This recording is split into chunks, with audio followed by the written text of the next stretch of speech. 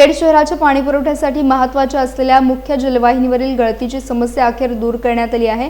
Nursery परिसरातील मुख्य air वॉलमध्ये मोठ्या प्रमाणात गळती होत असल्याने तसेच स्वरूपनगर येथील जॉइंट लिकेजमुळे दर तासाला हजारो लिटर पाणी वाया जात होते। या गंभीर समस्येची दखल घेत नगरपालिकेच्या वतीने दुरुस्तीचे काम हाती घेण्यात आले। उपनगराध्यक्ष तथा पाणीपुरवठा सभापती सतीश उर्फ पप्पू चिकणे यांच्या नियोजनाखाली दोन्ही ठिकाणची दुरुस्ती यशस्वीपणे पूर्ण करण्यात आली। त्यामुळे शहरातील पाणी गळती मोठ्या प्रमाणात कमी होण्यास मदत होणार असून पाणीपुरवठा व्यवस्था ही अधिक सक्षम होणार आहे। या कामासाठी अभियंता Lohar Pranit Jadhav, line supervisor Rajesh Khedekar, Sushil Mahadik, plumber Mukesh Pevekar, Suyog Nikhil, Sanjay Vangule आणि खातू यांनी विशेष मेहनत घेतली। संबंधित कर्मचाऱ्यांच्या प्रयत्नांमुळे अल्पावधीत काम पूर्ण करण्यात यश आले।